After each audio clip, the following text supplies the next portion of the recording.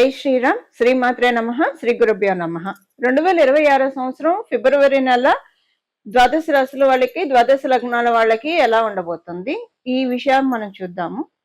అయితే ఈ విషయాన్ని చూడటానికి ఈ ఫలితాన్ని ప్రసాదించే గ్రహ దేవతలు ఏ ఏ రాశుల్లో ఫిబ్రవరి మాసంలో సంచారం చేస్తున్నారో ఈ విషయాన్ని కూడా మనం చూద్దాం.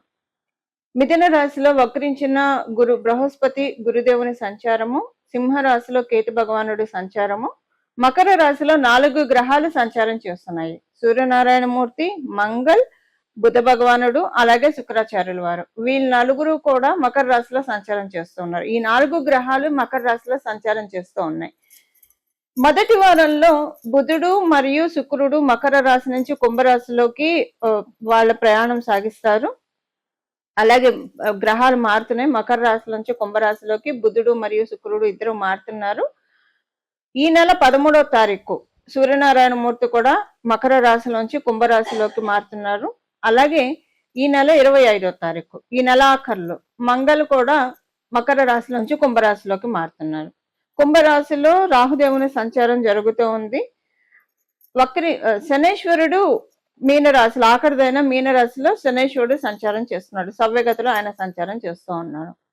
ఇవి ఈ మాసం యొక్క గోచారంలో ఉన్న గ్రహ దేవతల యొక్క స్థితిగతులు. గోచారంలో గ్రహ దేవతలు ఈ రాశుల్లో ఉంటూ ద్వాదశ రాశుల వాళ్ళకి, ద్వాదశ లగ్నాల వాళ్ళకి ఎలాంటి ఫలితాలను ప్రసాదిస్తున్నారు, ఈ విషయాలు చూడటానికి ముందుగా అసలు ఈ మాసంలో ఏదైనా విశిష్టాంశం ఉందా గోచార గ్రహ స్థితుల్లో, ఈ విషయంలో మనం చూస్తే మకర రాశి, కుంభరాశి రెండు కూడా బలోపేతంగా ఉన్నాయి. మకర రాశిలో 4 గ్రహాల సంచారం ఈ మాసం మొదట్లో, అలాగే తర్వాత మకర రాశిలో సంచారం చేస్తున్న గ్రహ దేవతలు 4 గ్రహాలు కుంభరాశిలో. సో ఇదొక ప్రత్యేక మన కాలపురుషుడు కుండలిలో నుంచి చూస్తే దశమ మరియు ఏకాదశ స్థానాలు రెండు కూడా బలోపేతంగా ఉన్నాయి.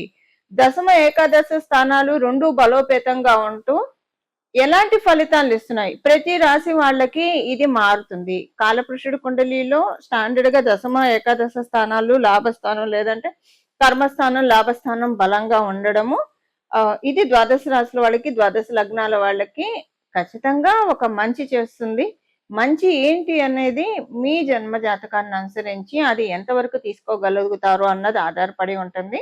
అలాగే మీ రాశిని, మీ లగ్నాన్ని అనుసరించి ఏ బెనిఫిట్స్ మీరు అందుకోబోతూ ఉన్నారు అన్న విషయాన్ని మనం చూద్దాం. మీ జన్మ జాతకం చాలా బలోపేతంగా ఉంటే ప్రెసెంట్ ఇవి మీకు ఇప్పుడున్న ఈ గ్రహ స్థితులు చాలా అంటే చాలా మంచి ఫలితాలను ఇస్తాయి. ఒకవేళ మీ జన్మ జాతకం యావరేజ్ గా ఉంటే కూడా మీకు మంచి ఫలితాలను చూస్తారు. మీ జన్మ జాతకం చాలా లోగా ఉంటే ఇప్పుడు మీకు కొంచెం రిలాక్సేషన్ పీరియడ్, ఈ మాసం రిలాక్సేషన్ పీరియడ్. మీ జన్మ జాతకం లోగా ఉందని మీకు ఎలా తెలుస్తుంది?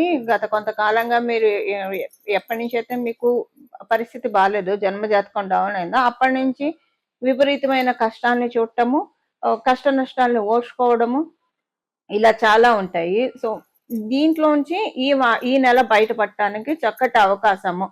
ఒక రకంగా చూడాలంటే ఇది అందరికి అర్థమయ్యేది చెప్పాలి అంటే, ఇప్పుడు మనము అందరం కూడా సినిమాలు చూస్తూ ఉంటాము. సో కామెడీ మూవీస్, ఇలా అన్ని మూవీస్ మనం చూస్తూ ఉంటాము.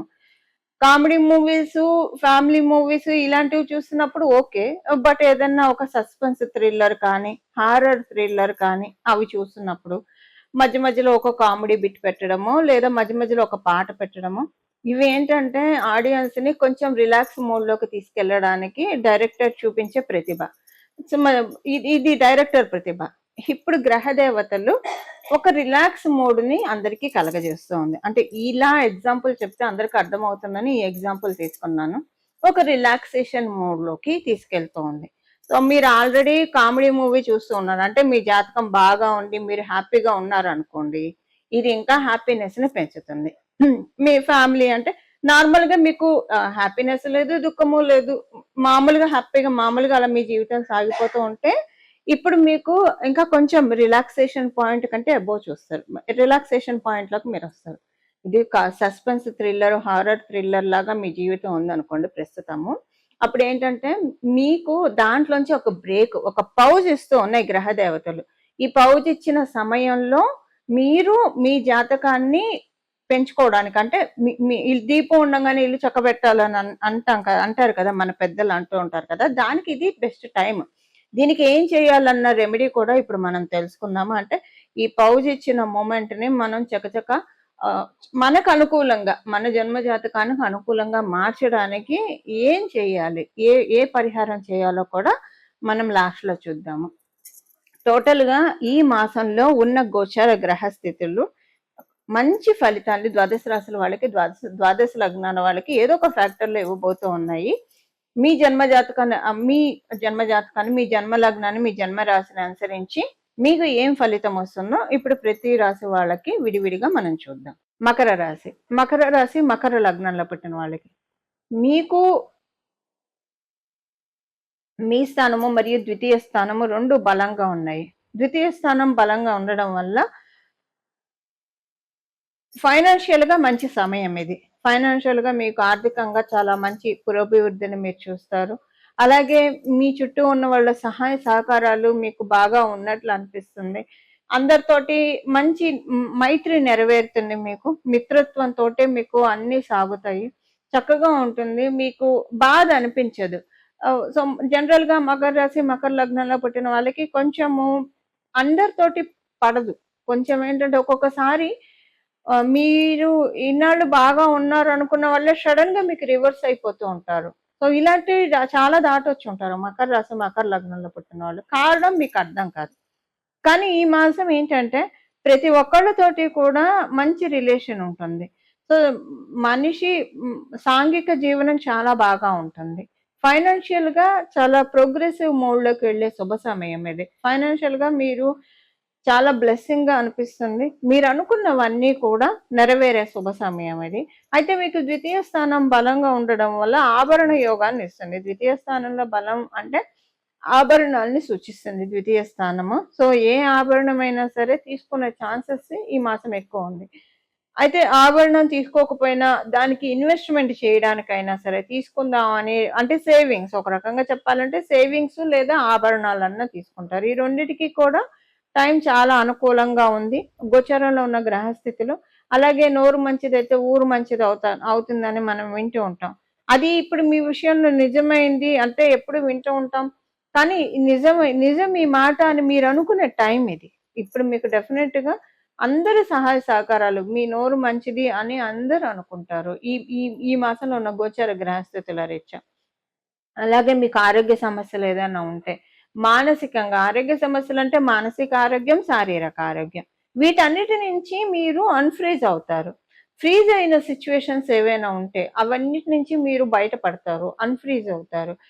ఈ మాసం అంతా కూడా చాలా లైట్ గా ఉంటుంది, తేలిగ్గా ఉంటుంది, హ్యాపీగా ఉంటుంది. అంటే తేలిగ్గా ఉంటుందంటే నా ఉద్దేశము, ఎప్పుడైనా బాగా టెన్షన్ లో ఉన్నప్పుడు మనం శారీరకంగా పనులన్నీ చేస్తాము, కానీ చాలా భారంగా చేస్తూ ఉంటాము. ఈ మాసం అన్ని పనులు కూడా చాలా అంటే చకచక చేసేస్తారు. మీకే అనిపిస్తుంది ఈ పని చేయడానికి ఇంతకు ముందు ఒక గంట పట్టేది ఇప్పుడు ఒక 15 నిమిషాల్లో చేసేసాను, ఎక్కడ మిస్టేక్ జరుగుతుంది అని అనుకుంటారు. కానీ ఫోన్లో చేసుకుంటున్నానని హాయిగా అనిపిస్తుంది. చాలా స్ట్రెంగ్త్ బాగా వస్తుంది, ఫిజికల్లీ మానసికంగా స్ట్రెంగ్త్ బాగా వస్తుంది. స్ట్రెంగ్త్ తోటి పనులన్నీ చేసుకుంటూ వెళ్ళిపోతారు. ఎక్కడ ఏ పనికి కూడా, ఏ చిన్న పనికి కూడా బ్రేక్ పెట్టకుండా, పెండింగ్ పనులు అంటూ ఏమీ లేకుండా అన్ని చేసుకుంటూ వెళ్తారు. దైవ కృప అపారంగా కలిగిన మాసము ఈ మాసం మకర రాశి, మకర లగ్నాల్లో పుట్టిన వాళ్ళందరికీ కూడా నిస్సందేహంగా. ఏం పరిహారం చేసుకోవాలి? గ్రహ దేవతలు మనల్ని దీవిస్తూ ఉన్నప్పుడు, అందులో మనము ఉగాదికి ముందుగా కూడా ఉన్నాము. ఇప్పుడు ఇంకో నెల దాటితే మనకి మార్చిలో ఉగాది వస్తుంది. సో ఈ ఉగాదికి ముందు గ్రహ దేవతలన్నీ కూడా మానవాళికి, సకల మానవాళికి ఏదో ఒక ప్రయోజనం చేకూర్చాలని చూస్తూ ఉంది. ఈ ప్రయోజనాన్ని మనం అందుకోవడానికి ఆల్రెడీ జన్మజాతకం చాలా బాగా ఉంటే ఎలాగో వచ్చేస్తాయి. దానికి ఏం చేసినా చేస్తే ఇంకా ఎక్స్ట్రా మీరు తీసుకోవడానికి అవకాశం ఉంటుంది పరిహారం చేస్తే. బట్ కొంతమందికి ఇప్పుడు ఈ బీపీ షుగర్ ఉంటే సర్జరీ ఎలా చేయరో, బీపీ షుగర్ తగ్గించి కానీ సర్జరీ చేస్తారు డాక్టర్లు. అలాగ జన్మజాతకం బాగోకపోతే ఈ పరిహారం చేసుకుంటే అప్పుడు ఏంటంటే ఈ జన్మజాతకం బాగోలేదు అన్నదాన్ని కమ్ ఓవర్ చేసి బ్లెస్సింగ్స్ అందుకోవడానికి అవకాశం ఉంటుంది. ఇప్పుడు పరిహారం మనం చూస్తే కనుక కర్మస్థానం బలంగా ఉండడము, అలాగే లాభస్థానం బలంగా ఉండడం వల్ల ఈ మంత్ ప్రతి ఒక్కళ్ళు కూడా ఒక 15 నిమిషాలు కావచ్చు, 20 నిమిషాలు కావచ్చు, వాకింగ్ చేయడం చాలా బెస్ట్ థింగ్. మీరు ఇంకా ఎక్కువసేపు మీరు మీరు నడిస్తే ఇంకా మంచిది. అయితే ఈ వాకింగ్ మీరు ఏదైనా దేవాలయానికి వెళ్తే ఇంకా మంచిది. ఒకవేళ మీకు అవకాశం కుదరలేదనుకోండి, 15 నిమిషాలు వాకింగ్ చేయండి. ఈ ఈ కర్మస్థానం అంటే మనం చేసే పనుల ద్వారా మనకి అన్ని సార్లు మనకి పూజలు ఇలానే ఉండవు. కొన్నిసార్లు ప్రాక్టికల్ రెమెడీస్ ఉంటాయి. సో ఇప్పుడు ఏంటంటే కుంభరాశిలో రాహు భగవానుడు కూడా ఉండడం వల్ల ప్రాక్టికల్ రెమెడీకి అందులో మనకి 12వ స్థానంలో శనేశ్వరుడు ఉండడం వల్ల, ఈ 2 రాశులకు అధిపతి మనకి కర్మకారకుడైన శనేశ్వరుడు. ఆయన వచ్చేసేసి మీనరాశిలో ఉండడం. మీనరాశి అంటేనే పాదాలని సూచిస్తుంది. సో మనం పాదాలతోటి ఎంత ఎక్కువగా అంటే మనం వేసే ప్రతి అడుగు కూడా ఏదో ఒక ఉపయోగకారిగా ఉండాలి.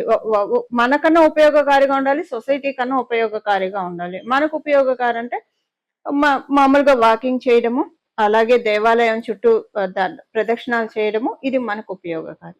సొసైటీకి ఏదైనా ఉపయోగపడే పనులు అంటే ఏదైనా ఎక్కడికైనా వెళ్ళి వాలంటరీ సర్వీసెస్ చేయడము. వాలంటరీ సర్వీసెస్ సంస్థలు చాలా ఉంటాయి, వాటి కోసం మన అడుగులు వేసి వాలంటరీ సర్వీసెస్ చేయడము. సో ఇలా ఎవరికి తోచినది వాళ్ళు చేస్తే, అందరూ వాలంటరీ సర్వీసెస్ చేయాలంటే అవకాశం ఉండకపోవచ్చు, కానీ ఈ సమయంలో చేసే వాలంటరీ సర్వీసెస్ చాలా బాగా ఉంటాయి. వాలంటరీ సర్వీసెస్ కి మీరు వెళ్తారు చూసారా, ఆ ప్రతి అడుగు కూడా మీరు అదృష్టానికి చేరువయ్యే విధంగా కర్మకారకుడైన శనీశ్వరుడు మిమ్మల్ని బ్లెస్ చేస్తారు.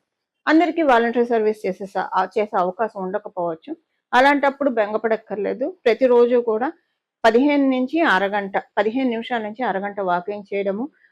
ఈ వాకింగ్ లో భాగంగా మీరు ఏదైనా గుడికి వెళ్ళి చక్కగా ప్రదక్షిణం చేసుకుంటే ఇంకా మంచిది. మీకు ఏది కుదిరితే అది, ఇది అని కాకుండా వాకింగ్ అయితే మీరు కంపల్సరీ పెట్టుకోండి. మినిమం 15 నిమిషాలు, మాక్సిమం ఎంతసేపు అయినా చేయొచ్చు.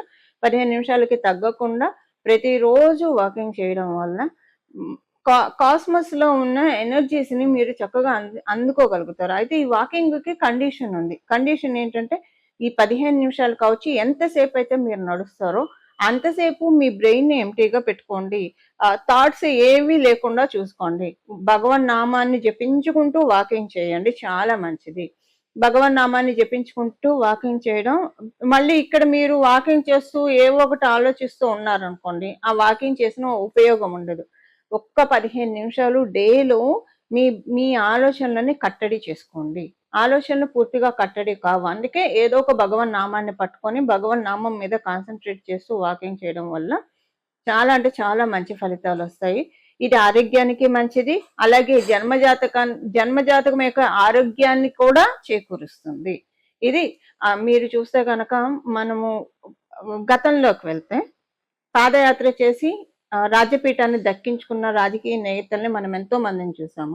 అంటే వాళ్ళు ఆ వాకింగ్ పాదయాత్ర మొదలుపెట్టిన మూమెంట్ అలాంటిది. కొంతమంది మొదలుపెట్టి కొంతమంది సక్సెస్ అవుతారు, కొంతమంది అవ్వకపోవచ్చు. మొదలుపెట్టే సమయాన్ని బట్టి ఉంటుంది. ఇప్పుడు అందరికీ కూడా అలాంటి అవకాశాన్ని నేచర్ కలగజేస్తోంది, ప్రకృతి మాత, విశ్వమాత కలగజేస్తోంది. దీన్ని మనం అందరం కూడా సద్వినియోగం చేసుకున్నాం. మీరు మీ ఇంట్లో వాకింగ్ చేస్తారా, పార్కుల్లో చేస్తారా, లేదా దేవాలయానికి వెళ్తారా, లేదా వాలంటరీ సర్వీసెస్కి వెళ్తారా, చాయిస్ మీదండి. ఏదో ఒక రకంగా వాకింగ్ అయితే మీరు ఎంత ఎక్కువ చేస్తే అంత మంచిది. అంటే మీ ఆరోగ్యాన్ని అనుసరించి. మరి మోకాళ్ళ నొప్పులు అవి ఉంటే 15 నిమిషాలు చేయండి, ఎక్కువసేపు చేసి శ్రమ పెట్టుకోకండి బాడీని. మీరు బాగా ఆరోగ్యవంతులైతే మీ ఆరోగ్యాన్ని అనుసరించి ఎంతసేపు చేయగలుగుతారో అంతసేపు వాకింగ్ చేయండి. ఎలాగైతే గడిచిన రోజుల్లో మనం చూసాం కొంతమంది రాజకీయ నేతలు పాదయాత్ర చేసి సక్సెస్ ని సాధించారు. ఇప్పుడు మీరున్న ఫీల్డ్స్ లో సక్సెస్ సాధించడానికి వాకింగ్ అనేది ది బెస్ట్ పీరియడ్. ఈ పాదయాత్ర దేనికి? మనం అదృష్టాన్ని వైపుగా మనం పాదయాత్ర చేస్తున్నాము, అదృష్టం వైపు దిశగా మనం అడుగులు వేస్తున్నాము. ఇదొక్కటే మీ మైండ్ లో పెట్టుకోండి. ఇంకెలాంటి ఆలోచనలు పెట్టుకోకుండా చక్కగా వాకింగ్ చేస్తే కాస్మస్ నుంచి మంచి ఆశీస్సులు అందుకోవడానికి ఇది the best period. Don't miss this opportunity. మనందరం కూడా ఇలాగా భగవంతుడి యొక్క కృపకి విష్ణుమూర్తి, విశ్వం అంతా కూడా విష్ణుమూర్తి వాసుదేవుడు వ్యాపించి ఉన్నాడు. అలాగే పరమశివుడు యొక్క అమ్మవారి యొక్క కృపా కటాక్షాలకి మనం అందరం కూడా పాత్రలం కావాలని చెప్పి మనందరి తరఫున మనస్ఫూర్తిగా ప్రార్థిస్తూ మంగళం. నమో భగవతే వాసుదేవాయ.